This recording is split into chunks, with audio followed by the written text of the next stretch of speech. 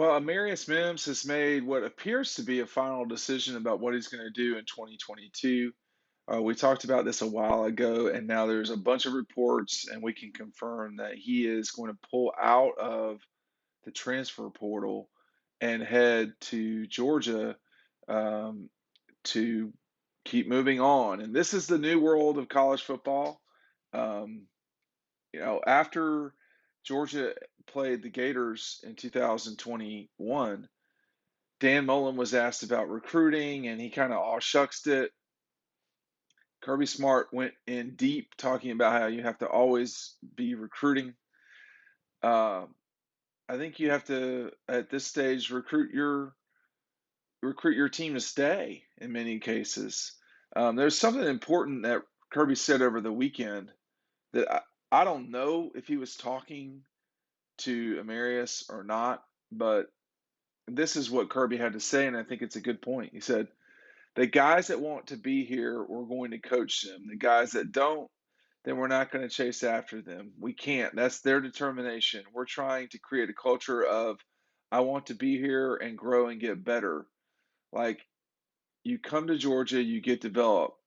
If I'm not the guy, at least I'm developing the guy. Excuse me, if I'm not the guy, at least I'm developing to be the guy. And we've got a lot of examples of guys that stuck around and became really good players. And Channing Tindall is a great example of that. That's really my focus. It's not really who's in it and who's not in it. The critical statement there being, if I'm not the guy, at least I'm developing to be the guy. We've got a lot of great examples of guys that stuck around and became really good players. Will that be the case with Amarius Mims? There's been a lot of guys that are featured in DAWGSTRUCTION very, very pointedly on this page right here. You got Devontae Wyatt, who stuck around, if you want to call it that. Devontae Wyatt.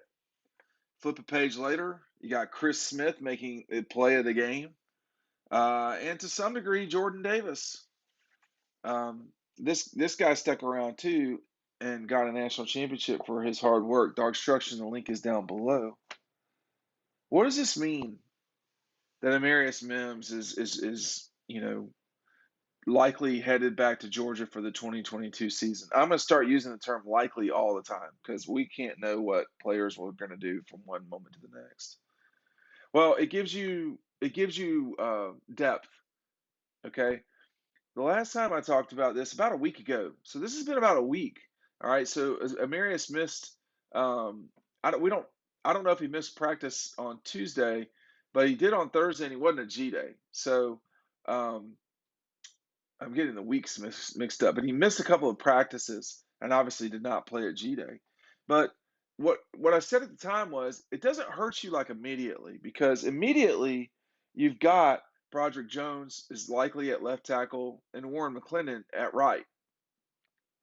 It's the seasons after that where you're going to have to uh, find players. And you can find players quicker now than ever before because of the transfer portal, but you can also lose guys, right?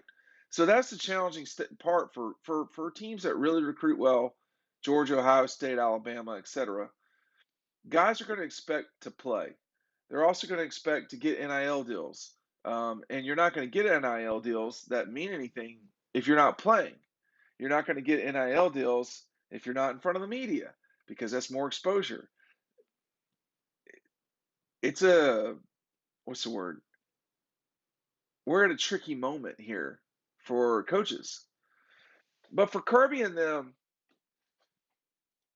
you know, it does let you say, okay, we've got a tackle for 2023 and perhaps 2022. You never know when guys are going to get hurt. Um, it gives you the flexibility to continue to develop guys like Amarius Mims. There are people inside the program that think he is going to be a really special player, a first round draft pick, and all that. He's just not that right now. If he were that right now, he'd be starting. But patience anymore is going to be at a minimum. You've got, think about the quarterback spot at Georgia. where you had JT Daniels, Stetson Bennett, Carson Beck, and Brock Vandagriff. They go out and recruit Gunnar Stockton. JT leaves, Stetson sticks around, and everybody kept saying, well, one of these quarterbacks is going to transfer, one of these quarterbacks is going to transfer. They haven't. I don't know why they would right this second. There's no certain replacement after Stetson, although it seems like it would be Carson at this moment.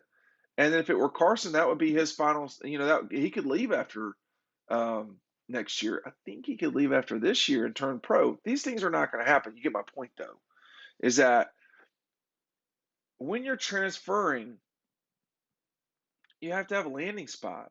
There's got to be a place where you can go and it makes sense.